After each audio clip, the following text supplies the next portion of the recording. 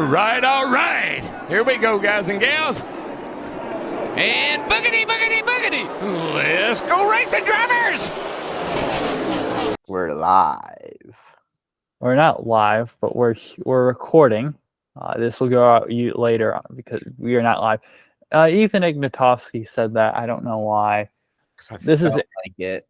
Andrew Hazlett here as always, and we have back again the one, the only, the known Morgan Tremmel. Yeah, I'm back. I think I might be the only known Morgan Tremmel.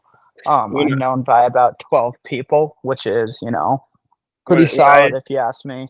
When I grow up, I want my title to be the known. That's so great, Andrew. Yeah. I kill it with introductions. Anyway, this is episode something or another. I think 29. I'm trying to do it, but YouTube I'm doesn't pretty like. sure it's 29. It's your You fact can always check, count guys. on Andrew to forget what episode title it is when we don't even really have to say what episode it is. But it is episode 29. You are correct in that guess. 29. That's the number Kevin Harvick used to run it back in the day. Anyway, who cares Thanks, about endless that? trivia. Let's get into the reviews. This is going to be a great podcast, I can tell already. And now for last week's race reviews. Oh, yeah. Indianapolis. I wanted to take a nap during that race. Actually, it wasn't that bad. It wasn't nap worthy, but it was not the greatest race. But let's get into it here. Old stage winner MTJ Martin Truex Jr. Unapproved adjustments after going through inspection. You get a drive-through, buddy, to start the race. So have fun with that. He would eventually come back to somewhere. Tyler Reddick, he had the pole and he got the lead. Green flag pit stops. First controversy of the day, you had Chase Elliott and Brad Keselowski, Keselowski, my king. A blend line violation. You cannot go on to the racetrack in turn 2. This is new for this year. Quite frankly, it's a new rule. I guess NASCAR could have stated it a little bit better because a couple drivers didn't know what they're doing, but that is on the drivers at the end of the day. Just not knowing the rules. The rules have changed. Got to figure it out. Got to be smarter. And I'm going to say it's on the drivers, and I'm a fan of those two drivers. Chase Elliott is my favorite. I'm not going to just say it. He screwed up. He should have known better. So, yeah, there you go. Hamlin on that cycle, Hamlin to the lead on an undercut. You also had Mr. Chris Buescher and Austin Cindric. Cindric was speeding, and then later Chris Buescher was smoking. He wound up losing 2 laps, and I think he finished somewhere around there, 2 laps down, 1 lap down. Hamlin went on to win stage 1. Stage 2, we have a diversion and the strategies here. Some pit, some stay out, some on 2. So you had your stay out guys were Reddick, McDowell, Nemechek, Logano, and LaJoie. Your top 2 ones were Gibbs, Wallace, and Burton. Your top 4 guys on 4 were Hamlin, Larson, and Byron. John Hunter Nemechek, he got the lead on the restart. And then caution for Cody Shane Ware. Flat left rear tire, and the tread just came off. Most come in pit. You had Busch, Gilliland, Wallace, and Elliott. They stayed out. Of the guys that pitted, you had LaJoie, Reddick, Logano, Blaney, and Hamlin were your top 5 there. Crash on restart. Bad damage to Byron and Allmendinger. 41 of Priest tried to make it 3 wide on Burton and Byron. So that's what happened there. Burton, Byron, Allmendinger all retired. Kyle Busch pits along with some of the back markers. Wallace to the lead. Wallace holds lead on restart and goes on to win stage 2. Big points for that driver on the bubble. Stage 3, some pit. Your stay out cars were Nemechek, Hamlin, Stenhouse, Truex, and Briscoe. Your some on 2, some on 4, but the guys that pitted your top 4 were LaJoie, Hocevar, Bubba, and Blaney. Hamlin gets the lead on the restart. Truex into the wall, which chains into a Barry spun into the wall. Caused caution. Restart. Hamlin holds lead. Logano and Johnson had damage. Caution. Hocevar, Hocevar got spun Blaney, who was blocking him, into Johnson, who hit Logano. The split strategy again. Chastain passes Nemechek for the lead. Under green, some of the off strategy cars pit. Chastain gives the lead to Larson. Larson gives the lead to Elliott. Elliott and Truex pit. No, Elliott and Reddick pit as Truex blows the left rear tire. Ty Gibbs has another engine issue. There's just smoke coming out of the back of it, so I don't know what happened.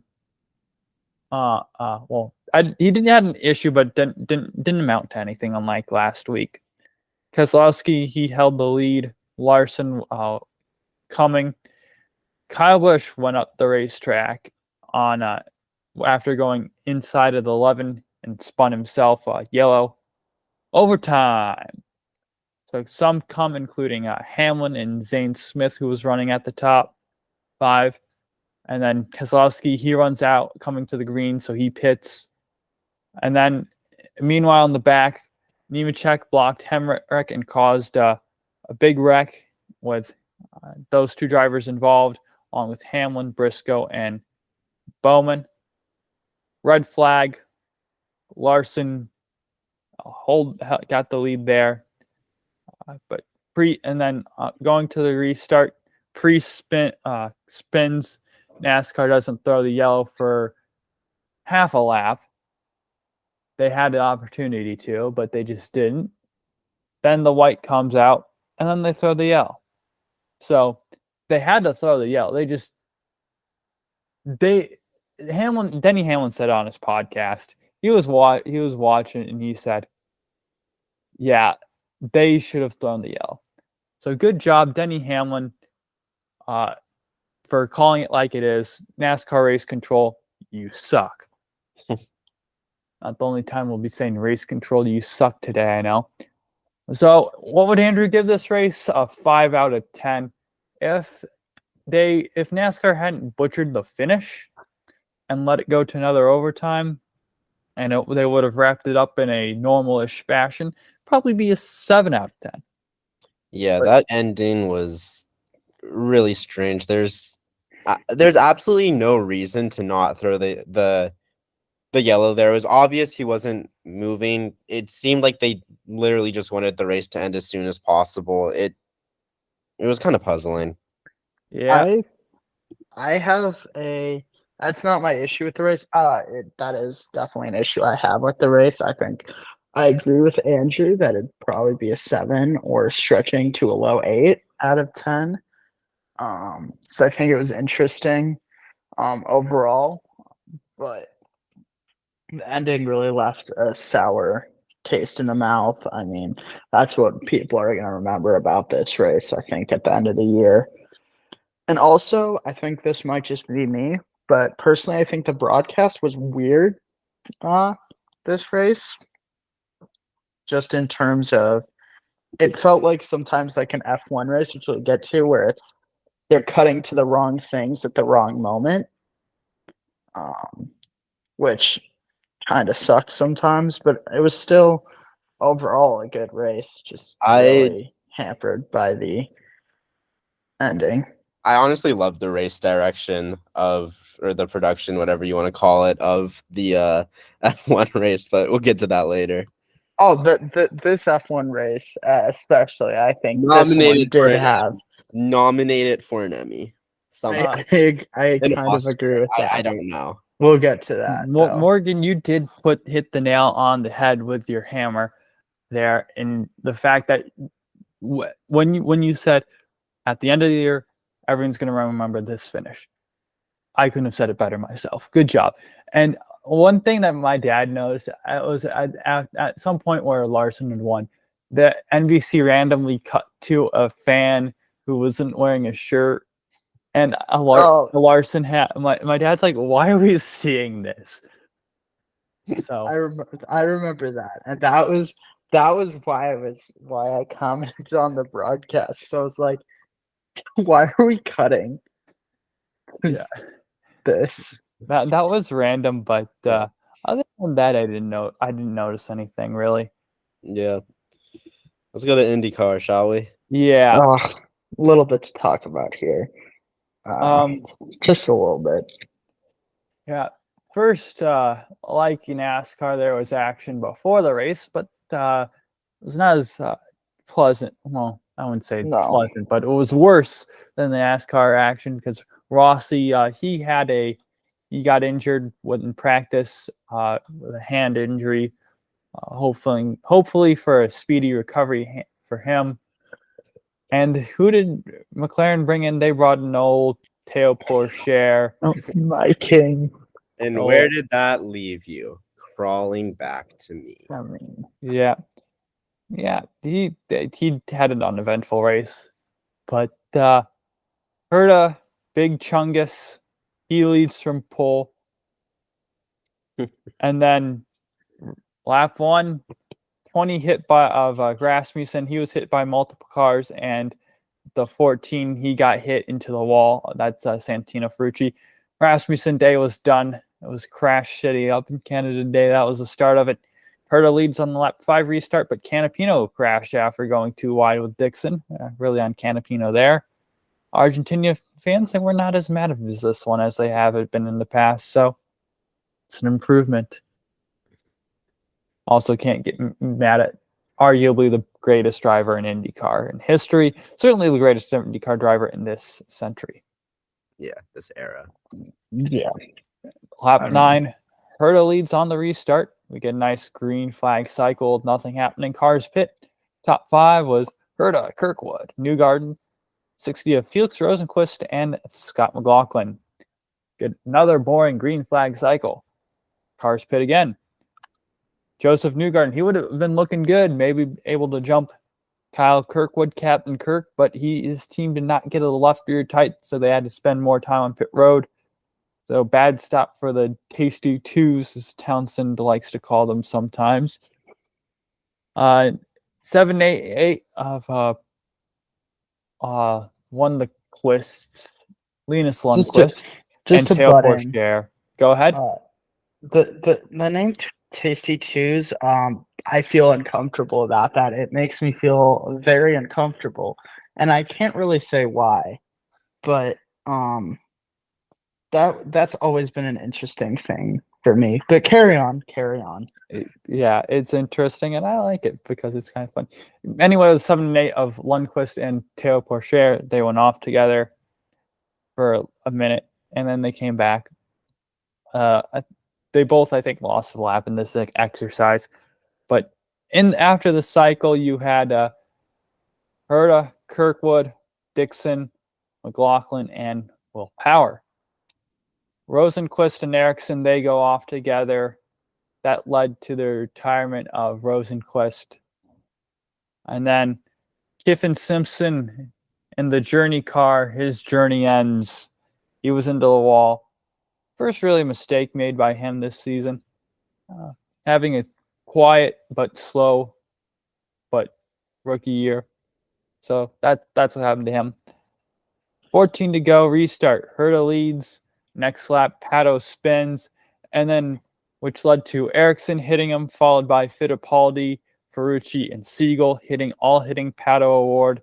And then Ferrucci, he launches off of Award, runs on wall like a Rocket League, and flips.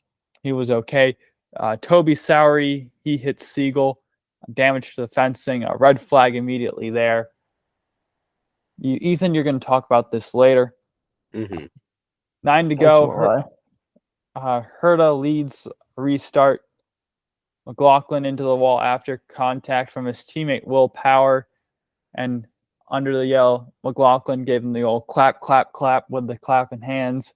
say, great job, teammate. We were running top 5, both of us, and then you boofed it. And in that mini stack up to 2, the other teammate had a right rear flat, so he had to pit.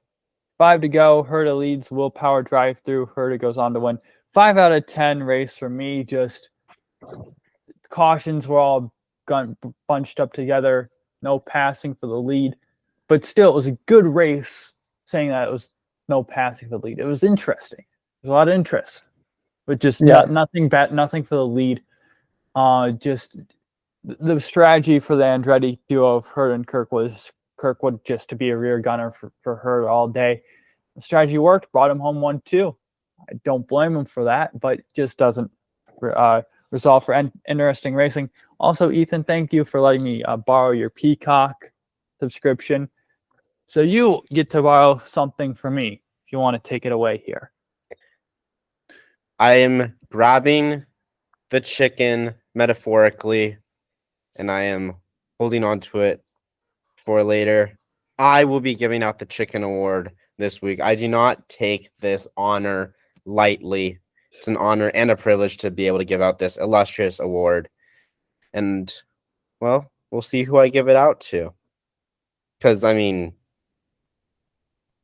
there's like a million things that could get it. So what I'm going to do is I'm going to cut the metaphorical chicken in half. Sorry, it didn't feel any pain. It's a metaphorical chicken. It's not a real chicken. Thank God.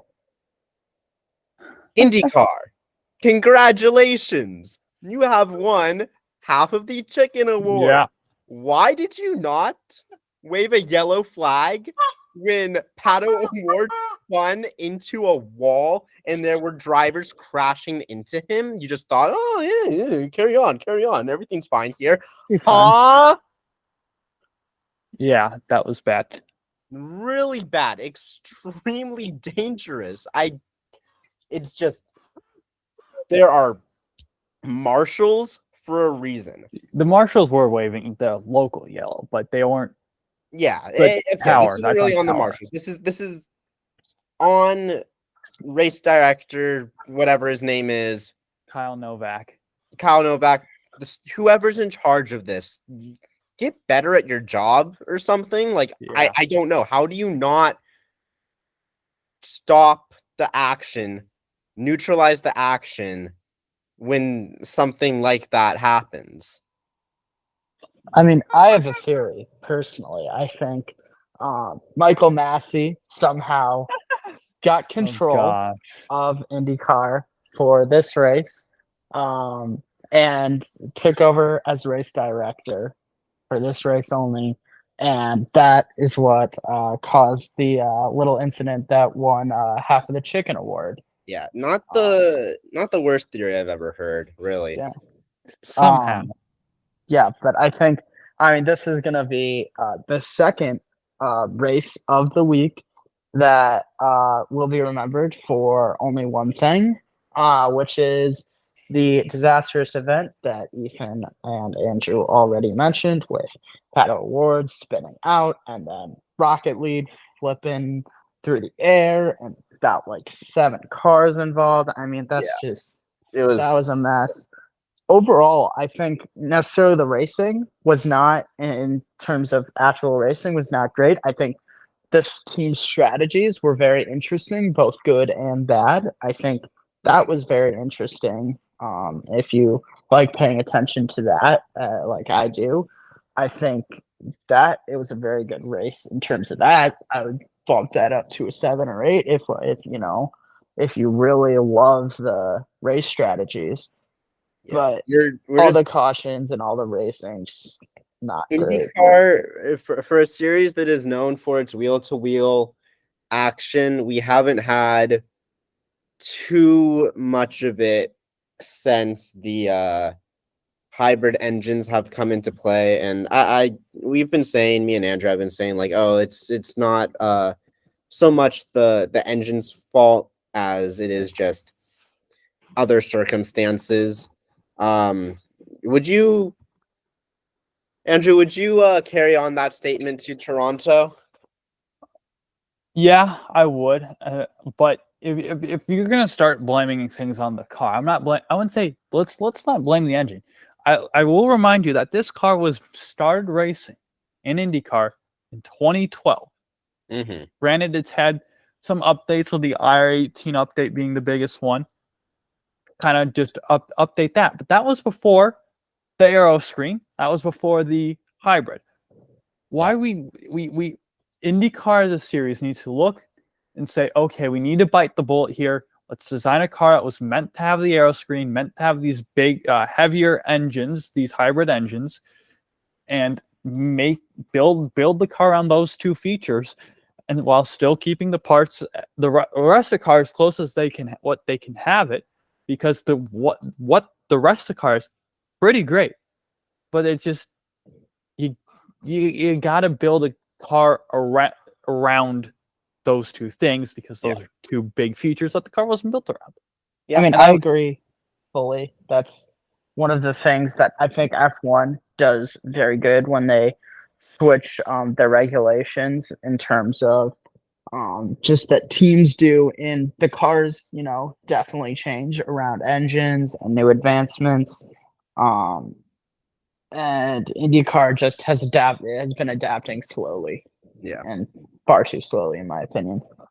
Speaking of F1, one more thing here about Sorry. the cars is that the good thing about this car is that it's been for so long. It's gotten very cheap. I would like to see the same length in the future, but yeah. What was the point I was going to make?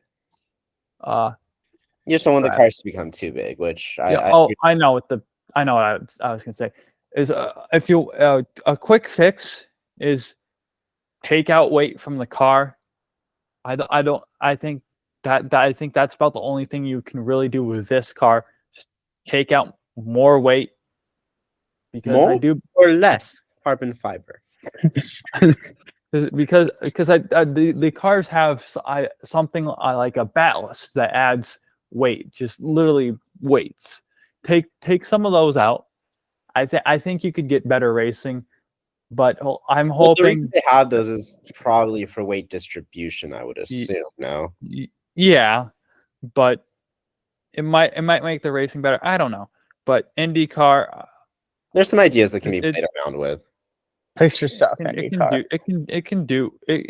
got a lot of options, and hopefully, and in 2027 supposedly, when I don't know if they're going to be start racing the new chassis then, or bringing in starting to test the new chassis then. I don't remember, but 2027 was the date when they do something. I don't know. Yeah. Getting on to Hungary now, man. In terms of an actual race, like 6.5 out of 10. In terms of a product of entertainment, I'm getting 9. 15. Yeah, I agree actually. But let's get into the actual action. Morgan, feel free to jump in whenever you want. Oscar Piastri, he got a better start than Lando off the line. Lando tried to cover him off, but he had to cover off Max too. So what ended up happening was they went 3 wide into turn 1. This is not NASCAR. 3 wide into turn 1. It's not a thing. Doesn't work. So Max, he went off the track, and he gained an advantage by doing so and was able to pass Lando for second place. Lando, just a terrible start, really. Lewis jumped him after that. He was able to get the position back in turn 3, but went down from first place to 4th in less than 10 seconds. And both Lando and Max were very quick to hop on the radio and complain about each other's actions. As per usual at this point. Yeah, as per usual at this point. Like, friends off the track still, but on the track, it's no love lost. Another man who is friends with Mr. Lando Norris, Carlos Sainz, he was able to pass Fernando Alonso for P6 going into turn 1, which started Fernando's descent down the grid. On lap 4, after a a decent amount, let's say, of passive aggressiveness over the radio from Max Verstappen. The team basically said, all right, dude, just give the position back, because the stewards were looking into it, and Max was trying to say, oh, well, let's wait for a steward decision to happen before we give the place back. And the team didn't want to hear any of it. So the grid was set back to how it would have been without the stewards having to get a little or too much involved, I should say. Max did very much the unthinkable and upset the entirety of the F1 community united throughout this race by complaining and making Hannah, the beautiful strategist, be upset and cry, which is the worst thing. And now Max must be removed from F1 and never be allowed in it again. And don't forget, Morgan, he needs to be banned from sim racing, because sim racing was the reason he was so upset and cranky throughout the race. Absolutely. Absolutely. No more sim racing at 2 a.m. for Max. Yeah. Honestly, if I am Red Bull, I would prefer Max to not be sim racing at 2 a.m. But at the same time, that probably had a minimal effect on the race. Grumpy Max Max was just angry because Red Bull ended up giving him a not the best strategy, which we'll talk more about later. And I mean, he was just angry because he wants to be fighting at the front, and he wasn't. I don't know. Maybe people have different views on it, but all the discourse about Max sim racing is pretty lame, I'll say. Speaking of quickly of the Red Bull family and strategies, Daniel Ricciardo got completely screwed on the strategic side. I think there was probably a good chance for an RB double finish due to some other lackluster performances from other drivers. I'll be talking more about that later. But they completely screwed Daniel's strategy, and that was very unfortunate. It was an all-around weird strategy day for the Red Bull family. Very, yes. But carrying on, not much happens between lap 4 and lap 17. It was definitely the boring stretch of the race, and Lewis Hamilton got the action started again by starting the race to get new tires on. He came into the pits on lap 22. Verstappen had his pit stop, and he exited the pits behind Lewis. So the undercut by Lewis Hamilton a few laps prior was successful. For the next 10 or so laps, Lando was catching up to Oscar Piastri, who was doing a decent job leading an F1 race he's led for a couple laps here and there. And I mean, he won a sprint last year, but this was his first time leading a feature race for so long. And he was doing a pretty good job. He was making some mistakes here and there. I remember he went off track, I believe, twice. One of those times was in this little section of the race. So Lando was catching up to him, but Oscar, he was doing a good job throughout this stretch. Sergio Perez and George Russell, who were both starting near the back of the grid after getting knocked out in Q1, they were working their way up through the field as well, passing guys here and there to get in or about the top 10 positions. On lap 35, Max was finally able to pass Lewis after they were battling down the back straightaway and into turn 1. He made the move into turn 2, but he understeered, I should say. Excuse me. He couldn't keep the car on the track, couldn't make the corner. He would have had the position if the car turned as he expected it to, but it didn't. And so he hopped on the radio, complained some more about brake bias. On lap 41, the next round of pit stops commenced. Lewis pitted, Leclerc pitted.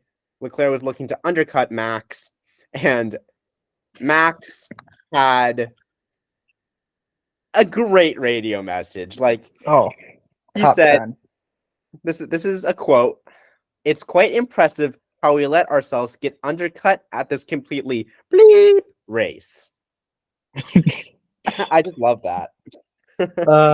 Max, I loved you. On lap 46, Lando, he came into the pits from second place before Oscar Piastri in first place pitted. And you're probably thinking, wait, what? Huh? Why? Well, McLaren wanted to try and cover an undercut from Lewis, but that really wasn't a danger. I mean, Yeah, it was not there gonna were happen. it wasn't going to happen. He was too far behind, and there was also Max Verstappen in the middle, so it wasn't an issue there. But McLaren, they just decided to do that, and what happens when you undercut is that the next lap, when Oscar came in and he got some fresh rubber, he came out behind Lando. And now Lando Norris was gifted the lead to the Hungarian Grand Prix. And now here's the thing. In F1, we see that happen, right? Back when Valtteri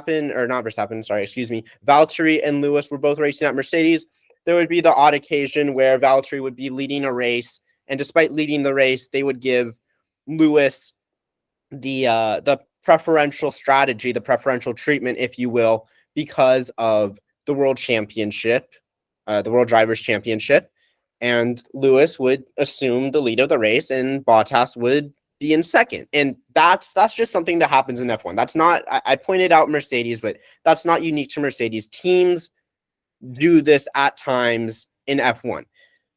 But they wanted Oscar to lead the race, which is also fine. Oscar was leading the race. He got the lead on merit. He had the better start.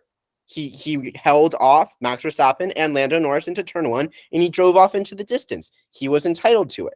But you can't have it both ways. If you want Oscar Piastri to lead the race, you pit Oscar Piastri first, because that is the smart, logical thing to do that every other race team would do. You don't pit Lando Norris first to cover off an imaginary undercut situation and then tell Lando to give the place back to Oscar Piastri. That's not a thing. That's not how F1 works. That's just not how this motorsport works. There's a way to do things. And I mean, Lando, he was complaining on the radio later when they were trying to tell him to give the place back. He said, well, you should have pit Oscar first. And you know what? I can't blame the guy, because they didn't. When you do that and you invite him to take the lead, you're saying, oh, yes, we understand, because you are the driver between the two of us who is leading the World Drivers' Championship between the two of us. You get to go ahead. But they weren't saying that. They were saying, oh, you get to go ahead, but actually you don't. Yeah, go ahead, Morgan. Which is like, this is one of the times where it's like, if I'm either driver, I wouldn't be if I'm Lando, I just drive off into the distance, and if I'm Oscar, I'd be pissed that when they said, you're going to stay in first, they pitted him second. Neither driver. This isn't the fault of either driver. No, they both got absolutely robbed. This is the fault of McLaren's strategy and just absolutely throwing away a good chance for a legitimate Oscar Piastri win, which everybody would have been happy about, his first win, and now it's shrouded in controversy. And for that, McLaren, you get the second half of the chicken award. Because what were you thinking? Like, McLaren, you have built the fastest car on the Formula One grid. You have done the seemingly impossible. You were at near rock bottom. You clawed yourself out of there. And not only do you have a great car, you have the best car. You have gotten ahead of Red Bull in terms of mechanical performance.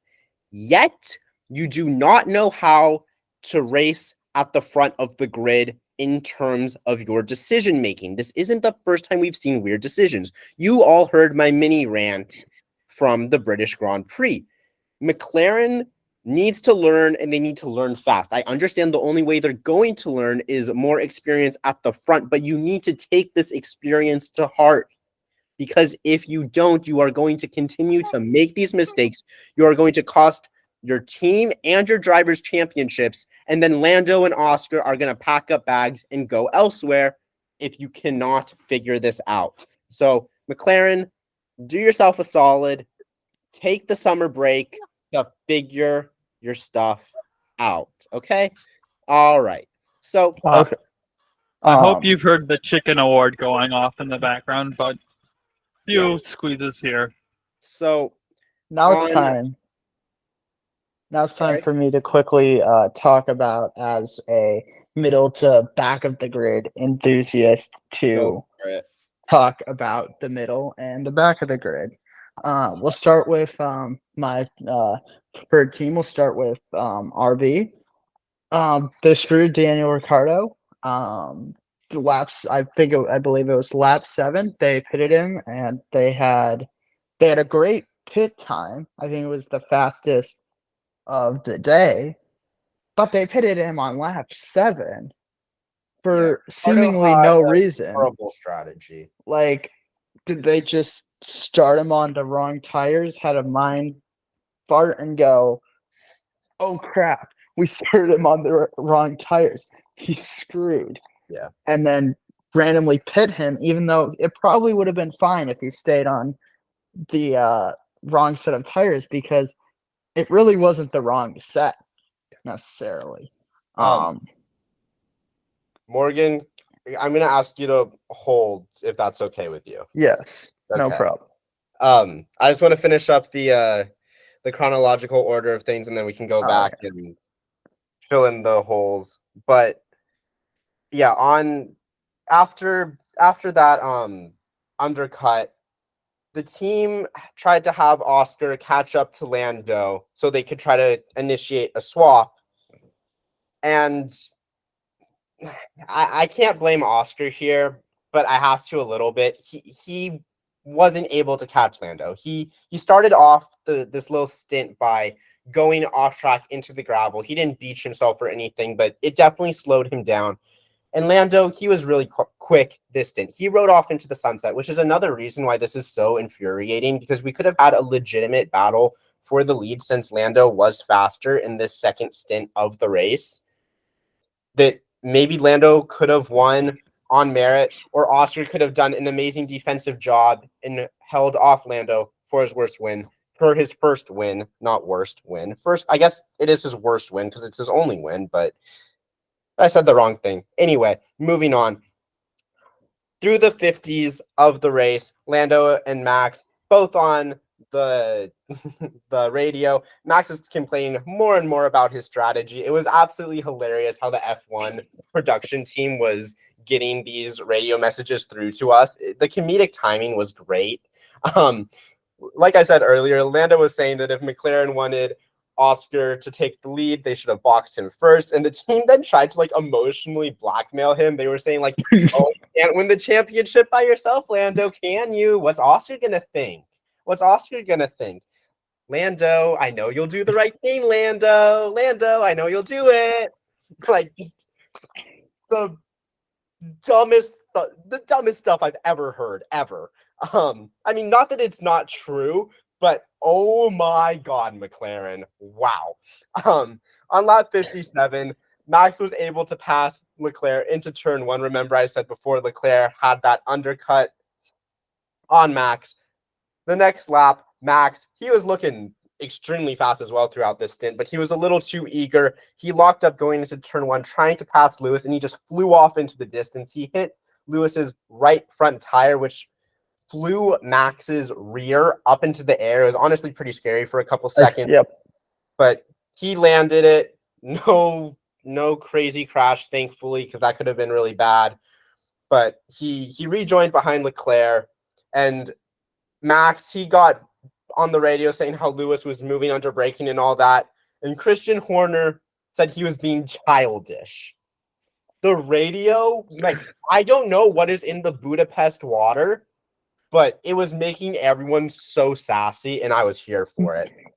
Anyway, on lap 66, Lando, he did let Oscar go through. He did do the right thing. I do think it is the right thing, because he would have made the and it's not his fault, but he would have made the environment at McLaren so toxic if he went on to take the win.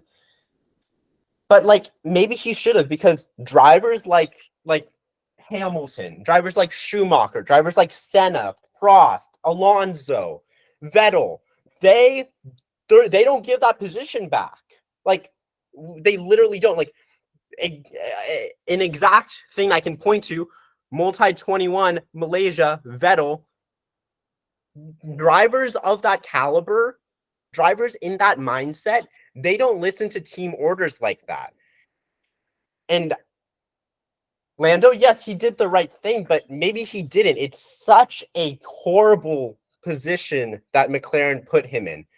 It's the right thing morally, but you have to be a jerk to win championships. You have to be a jerk to win races. It's kind of the way things go. Yeah, I mean, look at Max. I mean, Yeah, look at Max. He honestly has one of the best personalities on the grid outside of the car, but when the visor goes down, it's super Max, you know? That's the way things have to be. And McLaren really royally messed up by having to put this in this situation, because now Lando and Oscar, everything is all being scrutinized under a microscope. They're putting unnecessary pressure on their drivers, making them overthink about this in the future. It's crazy how they had a 1-2 finish and managed to mess up this bad. But like I said, 1-2 finish: Piastri, Norris, Hamilton, Leclerc, Verstappen, Sainz, Sergio Perez, and George Russell. Those two great drives by both of them, driving up through the field. That was the highest they could finish. So good on them for maximizing their performances. They need to qualify better. That's just what it is. Mercedes kind of messed up with George by not fueling him up enough for a second run and sending him out too early for his lap time to be representative. So more on Sergio Perez that needs to be better if we're singling out individual drivers, but Mercedes needs to be better with Russell in that situation. Yuki Tsunoda, he finished 9th. Like Morgan was saying, could have been a double points finish if RB had a strategy that made even a little bit of sense. But big hats off to Yuki Tsunoda. I mean, he suffered like a 68 G-force crash, I believe it was, 68 G-forces the day before, and he was able to take that car to P9. So round of applause for Yuki there. And then Lance Stroll, who has been on credit where credit's due, a nice run here. He finished in P10. Should have been Fernando Alonso, because funnily enough, Lance Stroll, he didn't listen to team orders when they swapped with Alonso. So, but still. Is Lance Stroll the better driver than Lance Stroll Lando? has that X factor. That's what I'll tell you. That X factor, Lance Stroll's got it. So It's the eyebrows. It should have been Alonso P10, but either way, Lance Stroll has been on a good run of form, and you got to feel for Fernando, honestly, finishing outside of the points there. He started in the points. He's not having a great run. He's not having a fun time of it with that Aston Martin team. As I said, pre-race review, it's a 6.5 for me. I've seen people underrated and overrated, and it's honestly so hard to win this or put a number on this race, because it was just so weird, and the race production was top notch. Beautiful. It made the race appear a lot better than it was. So for all the 8s and 8.5s on Twitter, try to ignore that and just think about like the actual on-track action, and I think you'll find it to be a little bit more towards a middle ground race. Really quickly back to the midfield. Sauber needs to figure their stuff out. I think they've I don't think just there's accepted that it's just Jover for the season, and that they just wait till Audi comes in. They're not going to try, essentially, which sucks for guys like Joe and Bottas for having to be stuck with that. I mean, that really sucks for them. And then you have Alpine, who started out pretty decently, and like in the last few races they started okay, but then I'd say last two races they've been very disappointing, and the car's been very disappointing. Mm-hmm. I think they really need to figure it out with who is gonna, because for some reason I think they're still having issues right now between Esteban and Pierre, which is very strange considering they have already confirmed that Esteban is gone and Pierre is staying. So why are you still undecided about who's your number one driver? I mean, because I think quite frankly, Esteban has been a little bit outperforming. better on I agree. On track. And so you still want to maximize what you can do this year, but yeah, it creates a weird situation. And then you have RB, who once again I mentioned they completely screwed Daniel Ricciardo from a points finish by that strategy, and he made a few mistakes in the race. Just little errors of oversteer and understeer, nothing too major. He ruined that, his race, though. It yeah. really doesn't matter. Yeah, and it didn't impact him at all, really. Like there was no chance, essentially, from there. Yuki did an amazing job with tire management. I think it's one of the best performances from him, just in terms of tire management and keeping positions. He was relatively calm too, which is always the thing with Yuki. Not letting that crash the day before derail him, I think, is a really big thing. Yep. Staying, because, Yuki, the main complaint with Yuki, and he, rightfully so, is that he loses his cool very quickly. And he's another guy who off the track is great, but when he's on the track, he's a very angry boy. But he did a great job, great tire management from him. Haas looked a little bit worse, but that car's just not good, and Nico Hulkenberg is just elevating that car to where it shouldn't be. So I think we shouldn't be expecting that car to be actually very good. I think we should expect it to be, a little bit slower than the RB, and then Nico Hulkenberg to take up places that it shouldn't be.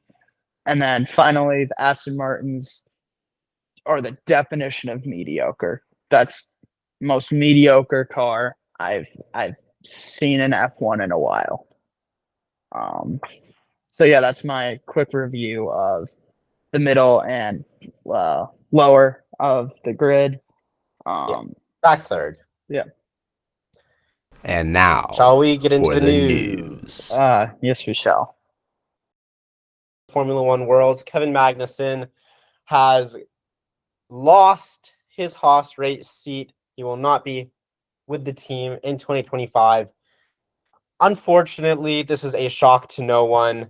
Magnussen, he's been a really great teammate, which is something I never thought I would say. But he has. He's been a great teammate this year to Nico Hulkenberg. Yes.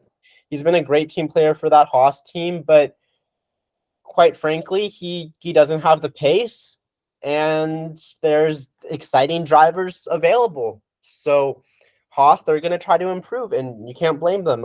This is probably the end of Kevin Magnussen's F1 career, and I mean, we were saying that a few years ago when he went to go race in IMSA, and then he got the call to come back to Formula One. It seemed extremely unlikely then that he would find his way back to Formula One, but here we are. He could come back again one day, but again, I wouldn't count on it. K-Mag, he's fierce. He's quick on his day, but it's just not F1 level talent anymore. So yeah, wishing Kevin the best in his future endeavors. Got me sounding like WWE out here. Who will be in that seat?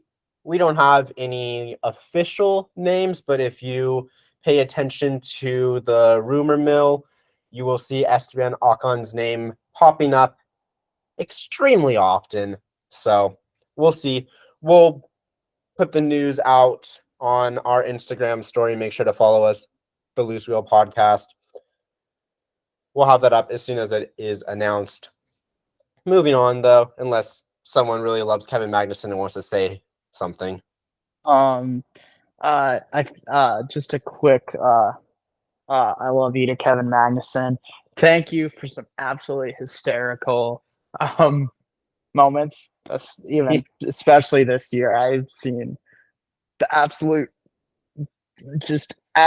not caring about him scoring any points and just straight up caring about Nico has been hilarious to watch. Anything for his Pookie Bear Nico, you know? Absolutely. And that's been very fun to watch. Yeah. But other than that, the character arc, the story, top notch. Huge hats off to the writers, man. Yeah. Hats off. Absolutely. I hope he has enough money to just retire now and live his a race car live driver his best life. Retires. He's going. Yeah, I know. I absolutely know he will not. He'll go somewhere where they appreciate his amazing talent of screwing everybody else over except his teammate. Yeah. Next bit of news. Spinola. No.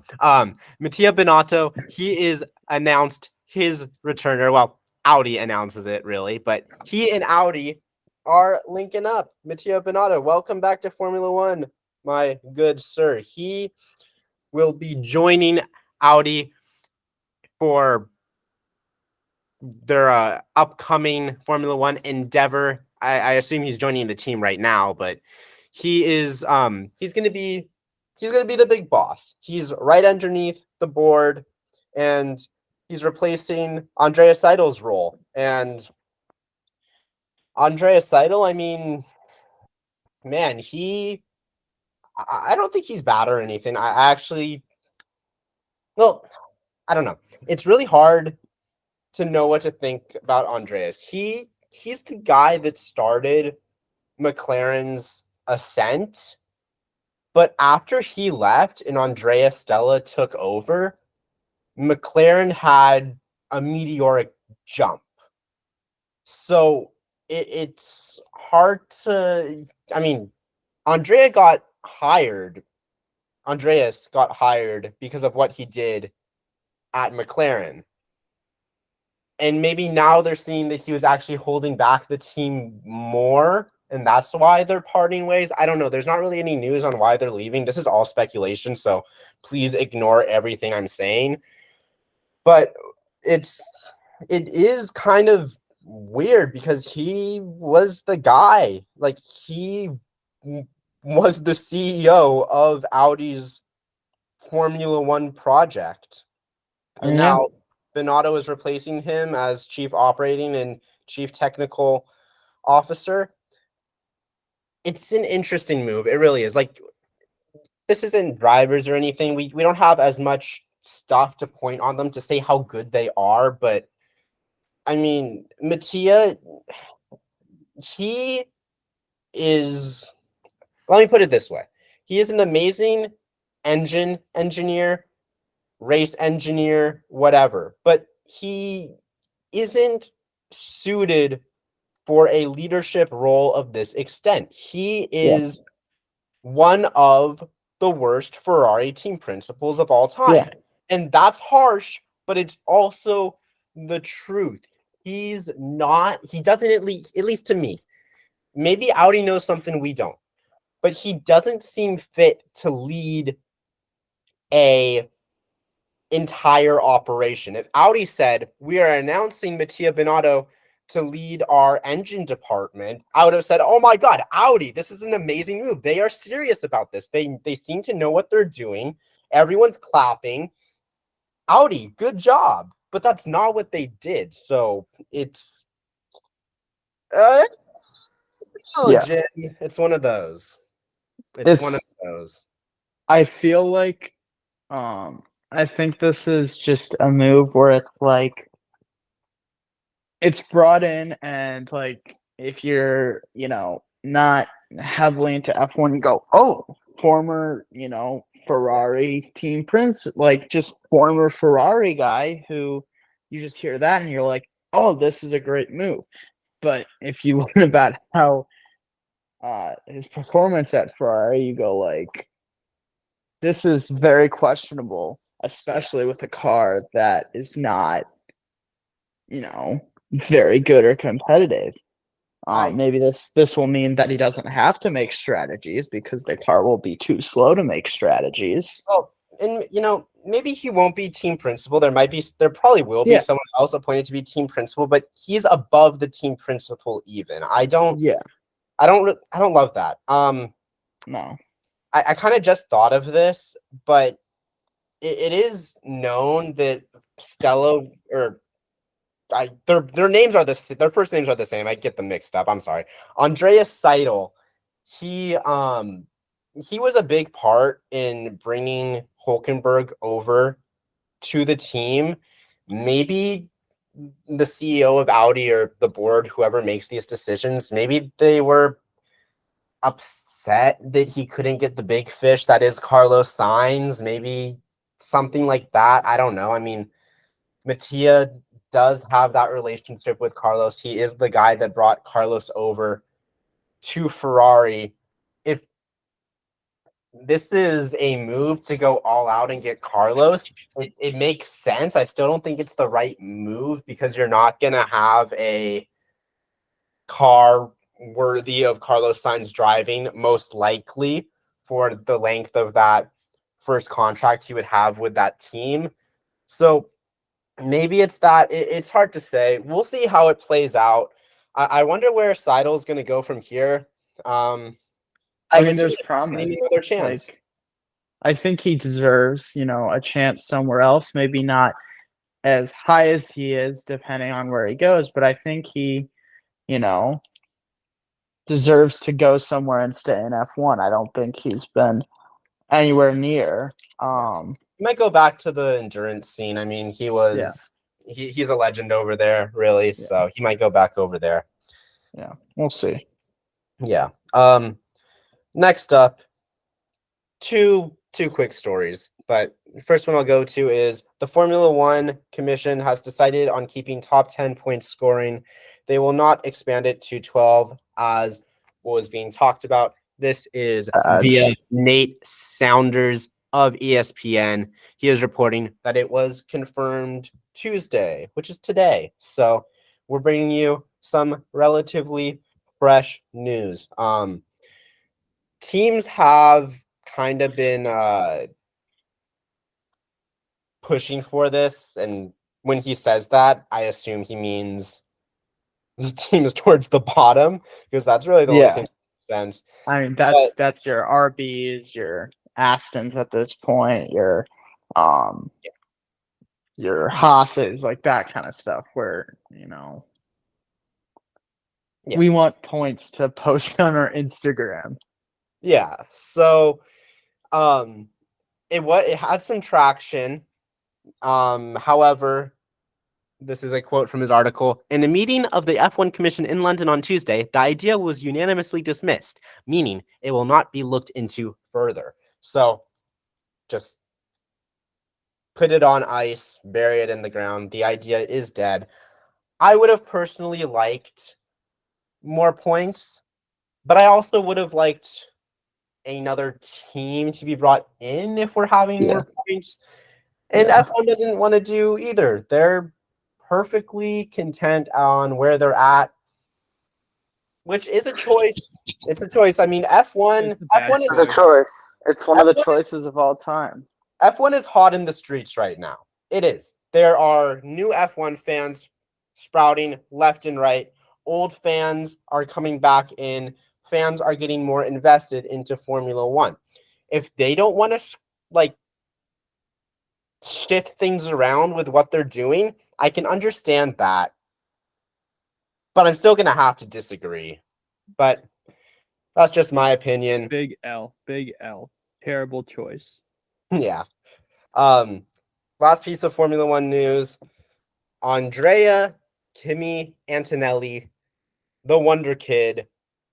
He had some interesting quotes over the Budapest weekend. basically, this is a quote that I'm getting from F1.com. He said, I don't know if I would be ready, to be honest, because I still am learning a lot in F2. Definitely, I still do quite a few mistakes, a few details that really matter, and I'm still not doing them right. And honestly, I respect that so much. I know so many people will look at that as a weakness and be like, oh, he's not confident in himself to be an F1. No, he understands where he's That he- at. That's a level of maturity that I actually really appreciate from this kid. He's 17 years old and he's mature enough to know that he's not ready for F1 yet. He knows he's going to F1 one day, but he's not ready yet. He doesn't want to rush it. He wants to take the time to develop.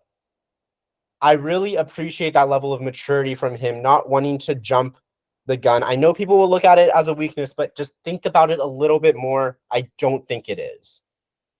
Yeah, I agree. I think it's acknowledging guys like let's say Lance Stroll and Exactly who what I was thinking. entirely skipped F2 and we're like, oh, I'm ready for it, and we're in fact not ready. Logan Sargent's another one of those guys, not necessarily his fault in that one, but people are accelerating a lot of these drivers, especially recently.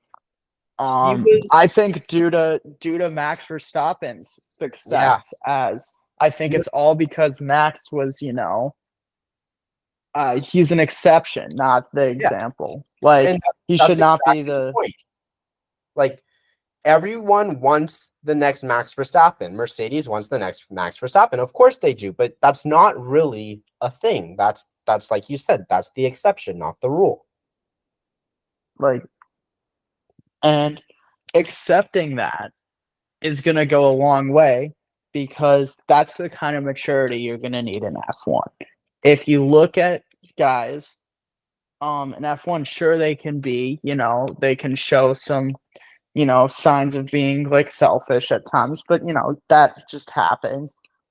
But Yeah, it's the a best guys self-control. are still mature human beings, and Kimi is very much showing that he is on his way to maturity and understanding his limits. I trust in Kimi Antonelli now after hearing that quote so much more than I did before. I Yep. really do. Is that I weird? agree with it. Maybe, but I appreciate that maturity from such a young person. Yeah, I mean I think that's a completely fair thing, personally. I'm sure we have bored Andrew to death with our F1 speak. Andrew, I would like to bring you back to life to help us take the lead on our IndyCar and NASCAR discussions. Y'all made me tired. This Sleepy out guy, here. man, this guy. But yeah, I've moved from the chair to the bed. I moved from the bed to a standing and screaming position during my rant, and now I am back on the bed. So we got Toby Sowery. He's closing out the 2024 Road and Street races for Coin 51. That was Toronto and Portland. So yeah, he had a good run at Toronto, meaning he didn't crash out. So that was an automatic top 15. So that's about what the team needs. So good for him. We'll see what he can do at Portland, which is one of the rate. It could be either Calamity Corner with turn one or just a boring race. I think it's a good move for Coin. I believe we'll see Catherine Lake at the final ovals. Yeah, good move for Coin. Mm-hmm. We'll see what they're going to be doing next year. Probably not this circus of drivers. Going into the points update for IndyCar, we got 5 races left. We got 2 at the Milwaukee Mile. We've got 1 at Gateway.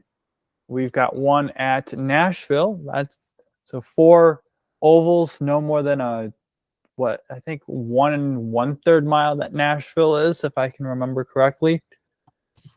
And then we also have Portland, the road course up in Portland.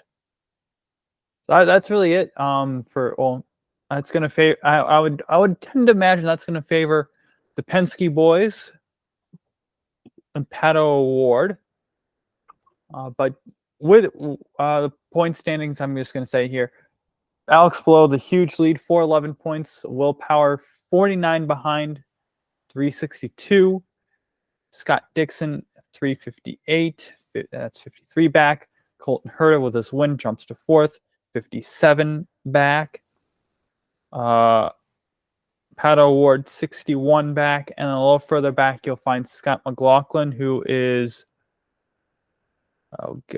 73 back, if I can do math. I can.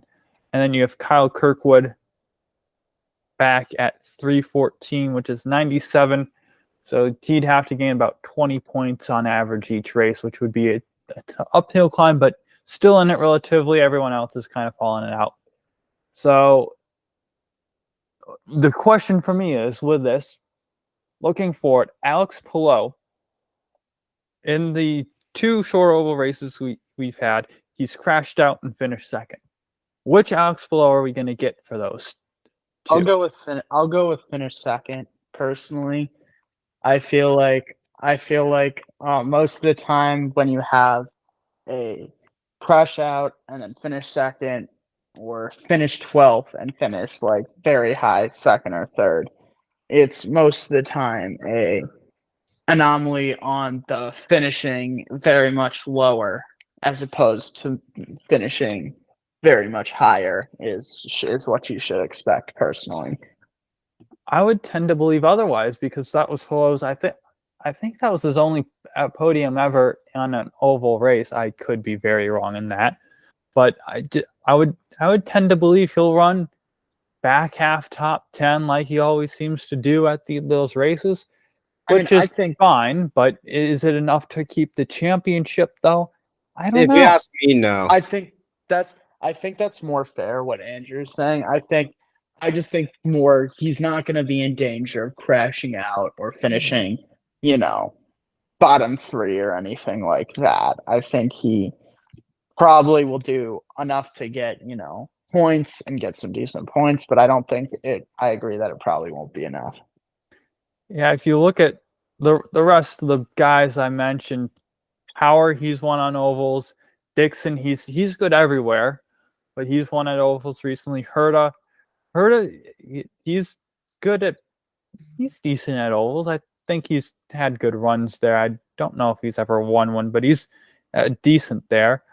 And then you have Scott McLaughlin. He's a good sleeper to watch on ovals. He won the last one. He's becoming pretty good on ovals, yeah. And then you have Captain Kyle Kirkwood, who's still developing young. I think he'll fall out of the championship. I think Pato can be good on ovals. Pato too. I forgot about his existence. Yeah, Pato's good at ovals. We'll see. Looking at trying to find. I think it'll be really interesting. I do. Yeah, Alex Palou has 411 points. Yeah, I'm looking at his career podiums. He's got a podium at Texas, and last year. So he's gotten 1 career podium, if I can read everything right, which I think I am. Yeah. Oh, and he got a second at the Indy 500 in 2021. So yeah, he's a decent oval driver, but he's not great. He hasn't won anything yet. Yeah. So we'll see what he can do. Okay. It depends how much infighting we get from Will Power in second place at 362 points, all the way down till Scott McLaughlin in 6th place, 328 points. If there's a lot of variation between those 5 drivers, Alex Palou can do enough to clinch the championship. If, say, Dixon and McLaughlin start to, or just any of the 2 drivers, I don't know why I singled them out, but if any of the 2 drive, like 2, 3, 1 driver between those 5 can cause some separation, more likely just 1 or 2. But if 1 or 2 of those drivers can cause some separation between the other drivers in that group, there is a much higher chance, I would say, for Alex Palou getting dethroned. What Alex Palou wants is for all these drivers to be stealing wins from each other, positions from each other, and not have a driver differentiate themselves. Because if that happens, then he is in trouble. So looking at it a little bit more, I want to change my thoughts to, I think Alex Palou will be safe, because I don't know how likely it is with how close that field is that there will be a driver or 2 that differentiates themselves. Yeah, I look back at Toronto last week. That move Will Power made. He doesn't make that move on his teammate when they're running for about the 5th position. Mm-hmm. So they were running 5th and they finished, I think, 16th and 15th, 16th and 12th. Yeah, for Power, he loses 12 points. That might be a huge 12 points for him. Mm-hmm. At the end of the day. And then McLaughlin losing about the little more, about 15 points. That's a big loss. And then what Pato O'Ward, if he doesn't spin there, that's another 15 points. So those mistakes at a race where you had Palou beat, all these guys were ahead of Palou at the time. Actually, I think Palou might have gotten around Power and McLaughlin, but you still had no, he didn't. I remember he did. But you had Palou right where you wanted him. And you said, well, I'll give you the gift. It's Christmas Day. Yeah. So, yeah. Moving over to NASCAR land. Cole Custer will be driving the Haas factory team entry, and which will be the surprise of the century. Yeah. Which will be the surprise is it being the 41. A lot of people speculated it'll be the 00, which he runs in Xfinity, or the zeros which Haas ran before it was Stuart Haas Racing. No, it's a 41. Kind of boring number, personally. But yeah, they've also asked or reached out for their Xfinity entries to Haley Deegan and Riley Herbst. We'll see where that goes. Who knows? I think those could be good. Those might be the 2 drivers. We'll see about that. But Cole Custer is probably going to run about where the 41 is now. I would say a little bit better driver than Priest, but it's not a meaningful upgrade by any means. Yep. Another piece of news: Avenue Sports Fund, which is the guy that leads that, was the old Milwaukee Bucks owner from 2014 to 2023. They are acquiring significant minority stake in Trackhouse Entertainment Group. This might allow Trackhouse to expand into other series and expand NASCAR to maybe being 3 cars, which team owner Justin Marks has said is the optimal number to run at. So with that, they might expand to IndyCar, IMSA, WEC. Who knows? They're already in MotoGP.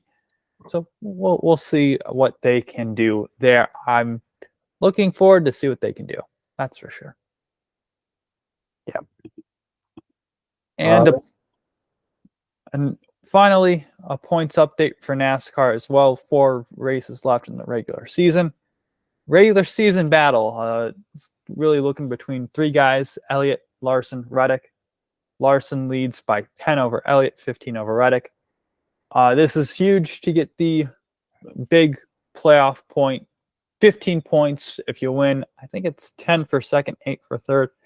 My memory serves me right, but huge advantage if you get that. So that's, and what surprises me most is that Larson's missed a race and he's still winning. And Tyler Reddick, with a second-tier Toyota organization, is beating all the Toyota guys, or all the top-tier Toyota guys. So that's a pretty good for Tyler Reddick. Going to the bubble, all the guys with Larson's win have basically clinched unless Martin Truex goes on an insane run without winning and gets a regular season championship. And a lot of things would have to happen for the winners not to be clinched, but they're basically clinched. So I'm going to just say that they are. Martin, but for the bubble, final 4 spots, Martin Truex Jr., 108 points above the cut line. Ty Gibbs, plus 42. 17 to Chris Buescher, 17 points above the cut line. Ross Chastain, up 7. Bubba Wallace, down 7. And Chase Briscoe is the next nearest driver back at 83 points behind. So, yeah. Bubba Wallace, last 4 races, he's done an insane amount of work. Worst finish of 13th place. A lot of staged points for him. So great job by that team to get going forward. Ross Chastain, complete opposite. Running terrible, no stage points. Best finish in that the last 4 races, 15th place. So that's something to keep an eye on. I look at the next 4 tracks. I look at Michigan. That is a Bubba Wallace track. He almost won there last year, and he's always good there. That's a track that I think be in favor of Bubba Wallace. Then we also go to Richmond before that. Richmond, I would give the edge to Bubba Wallace because I always see Toyota doing well there. So, but doesn't strike me as either driver's track. Going over to also Chris Buescher, I will say he's good at both of these tracks. I think he'll run well here. Daytona, that's a crapshoot. All those guys are good at plate racing, so who knows what can happen. Just avoid the wrecks. You'll be fine.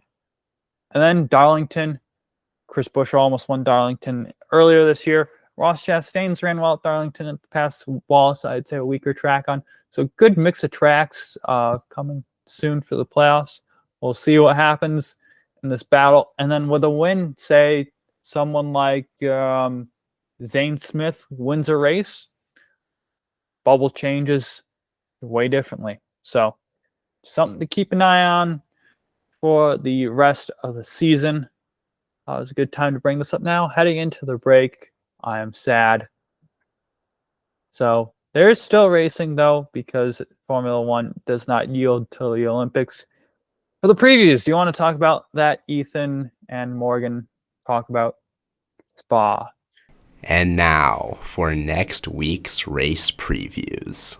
Yeah, I mean, it's Spa, it's Belgium. Everyone knows this track. It's a favorite track, or at least amongst the favorites for drivers and fans alike, really, despite the fact that it hasn't always been the most consistent at producing great races as of recent.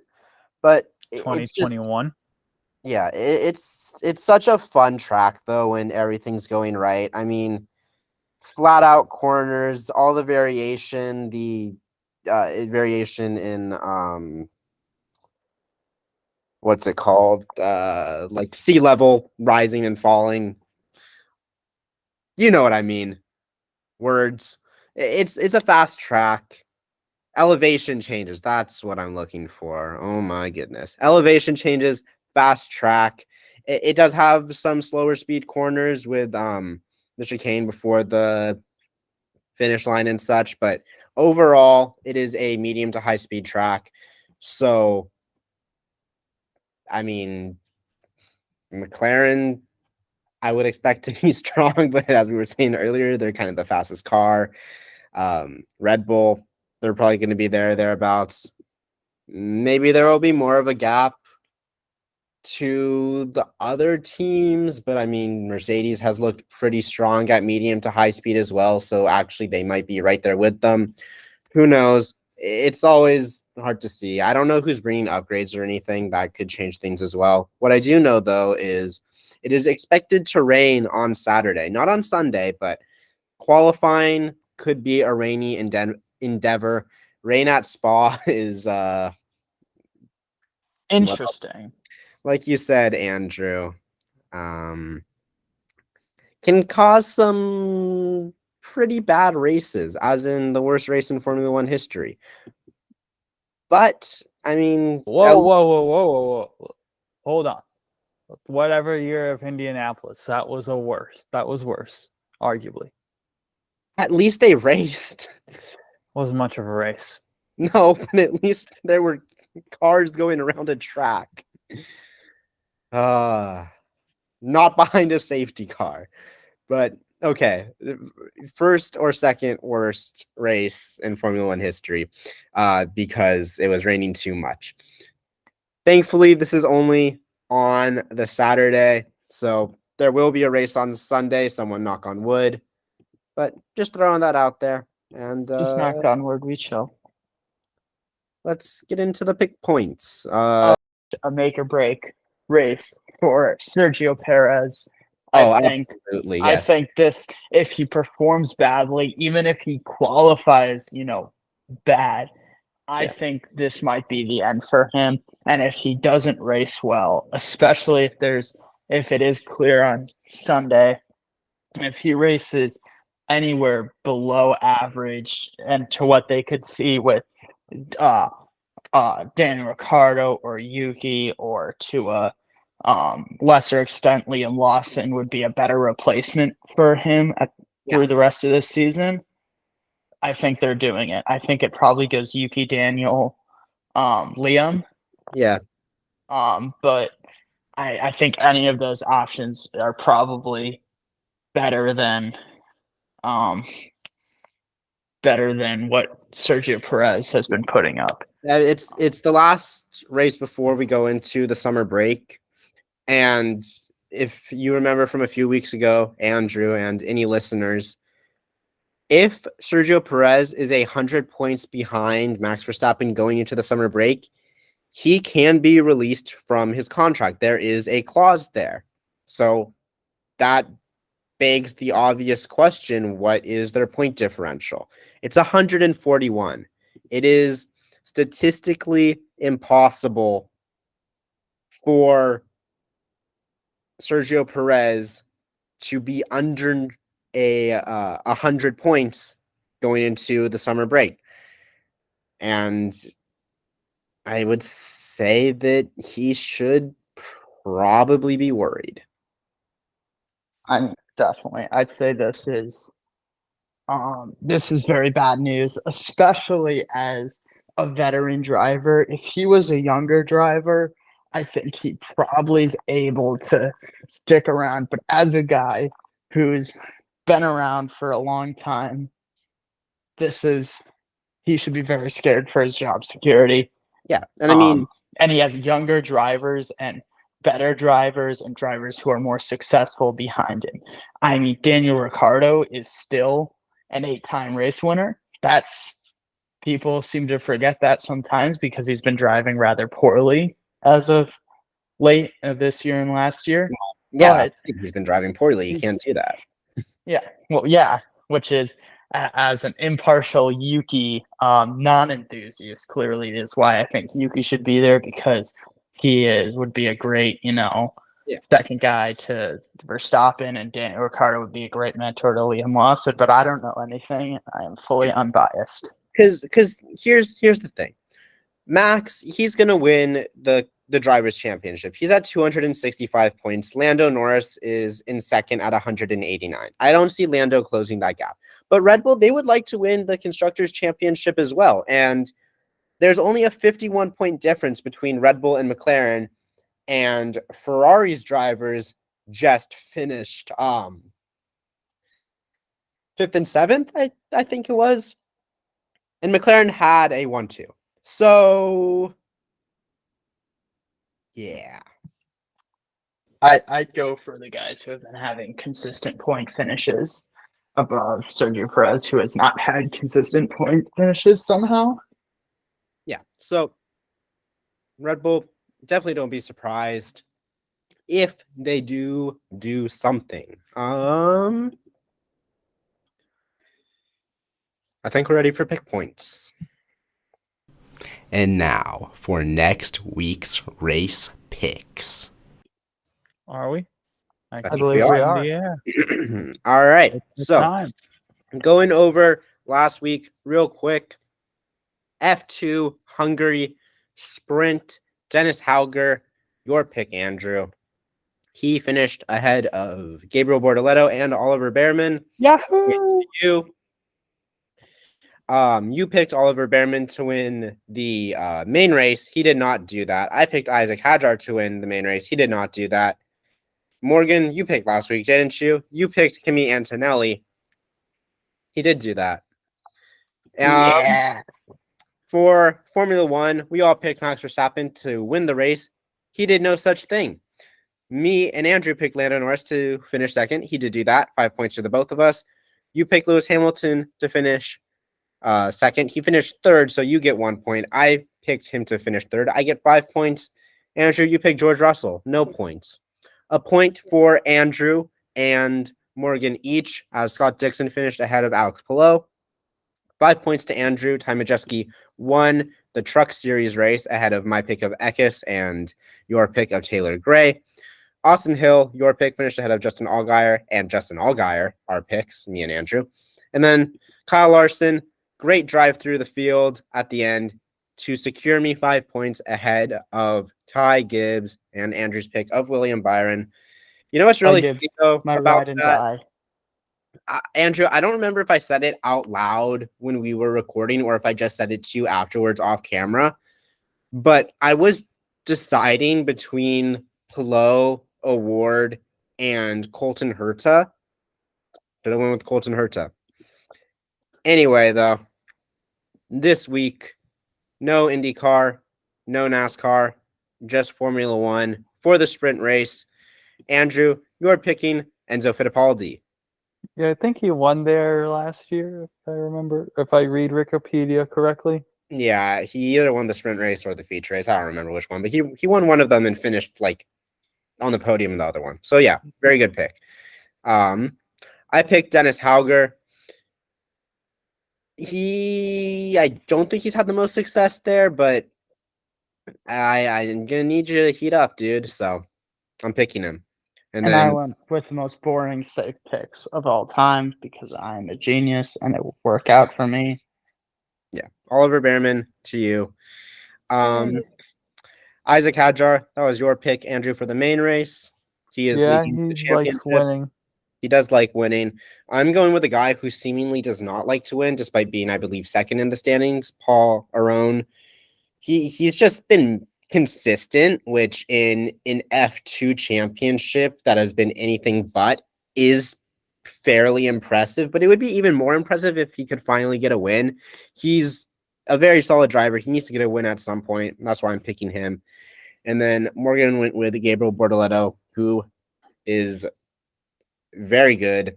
I believe he won there in F3 last year. One of the races. I might be wrong, but Trust the process.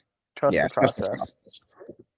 We all went Max Verstappen to finish first because despite only winning like 2 out of the last 8 races or something, it kind of seems criminal to pick anyone else. Especially at Spa, man. Yeah, Spa.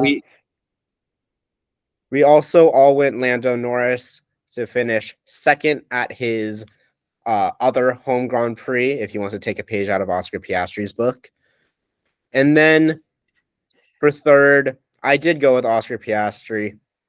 And then Lewis Hamilton for Andrew and his teammate George Russell for Morgan. Watch it be a Ferrari on the third because we don't know. Their strategy will somehow screw it up. Yeah. Go We'll back see, to though. this, clip that, and I'll be right probably. Yeah. Anyway, this has been a very long episode. Thank you for listening. Andrew, anything to say to the people of the world? I stole your line. I'm sorry.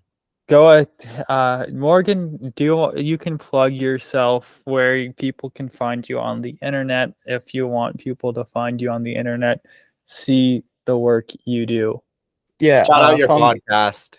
Follow me on Twitter, Morgan Tremmel. It's just gonna be Morgan Tremmel.